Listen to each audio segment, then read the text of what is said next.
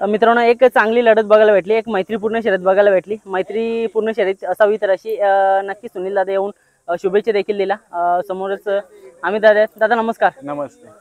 नक्कीच दादा, एक शांत आणि संयमी व्यक्तिमत्व किंवा गाडा मालक म्हणून एक नक्कीच तुमची ओळख या संपूर्ण महाराष्ट्र असो किंवा संपूर्ण बैलगाडा शर्यतीमध्ये तुमची अशी एक ओळख आहे।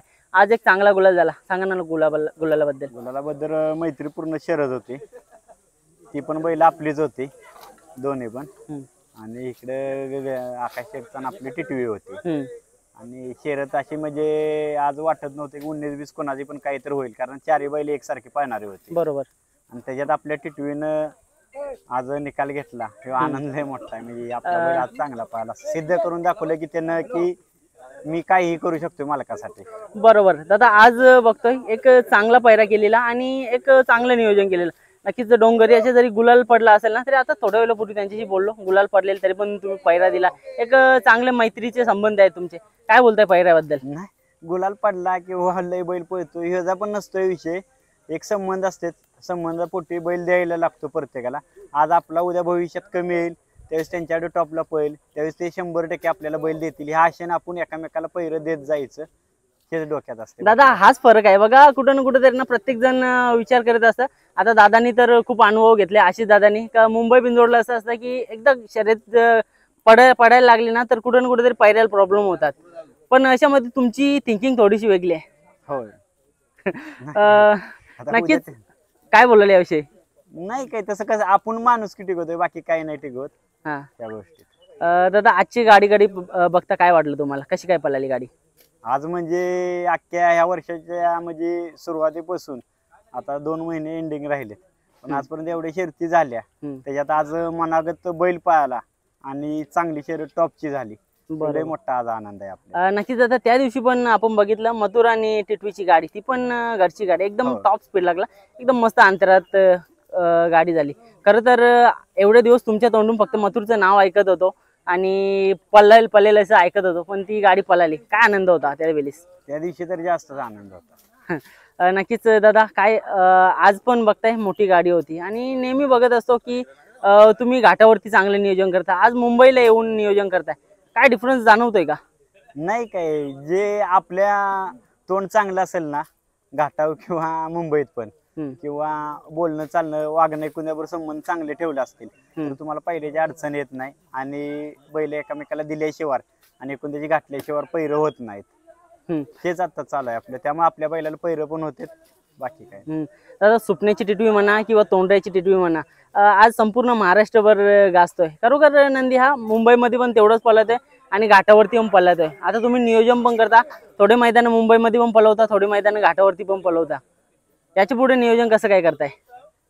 इथंच मुंबईतच पाहणार आहे बैल, पण विषय असा की घाटावर पळणं आणि मुंबईत पळणं असं शक्यतो करून एक महाराष्ट्रात आतापर्यंत एक 10-12 नंदी झालेत टॉपला पाहणारे, नाहीतर काय मुंबईत पळतात घाटावर पळत नाही, काय घाटावर पळतात काय मुंबईत पळत, बरोबर। असे एक 10 बैल आहेत, त्याच्यात एक बैल आपला पळतोय, तो सगळ्यात मोठा अभिमान आहे आम्हाला। 100% दादा, बघा पब्लिकला पळणं कुठेतरी खरोखर एक मोठं धैर्याचं काम असतं मुंबईला, तरी आज बघता एवढी सगळी पब्लिक असते, ती चिरून पळणं आपल्या टिटवीने दाखवलंय।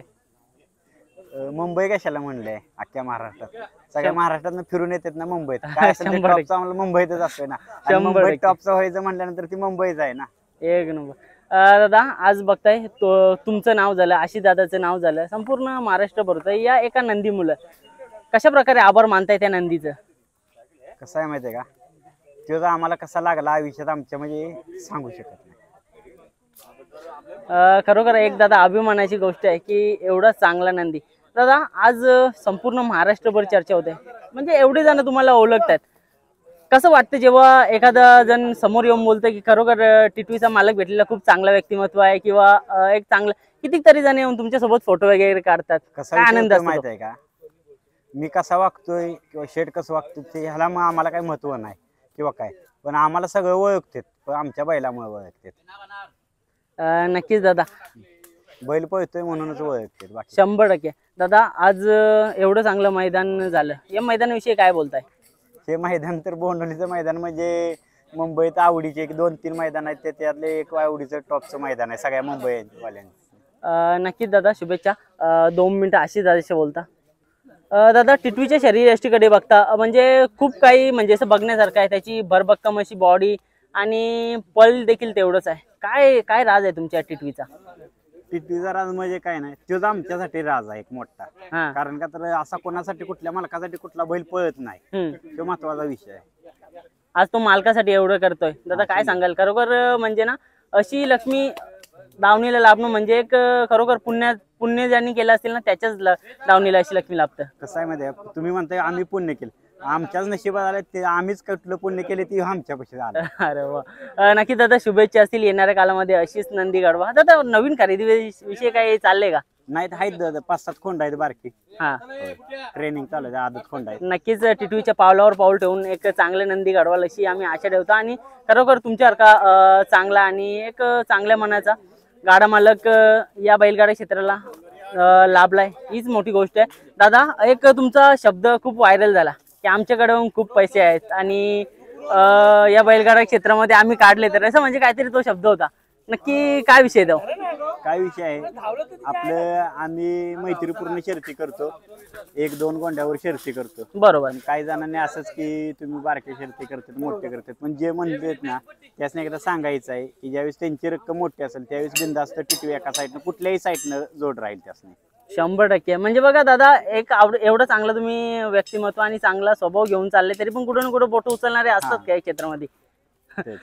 नक्की दादा, शुभेच्छा असतील खूप साऱ्या. जसा टिटवीने नाव केलंय तुमचं, तसंच आणखी एक नंदी कोंड तुमच्या या दावणीला यावं हीच ईश्वरचरणी प्रार्थना. धन्यवाद दादा. धन्यवाद.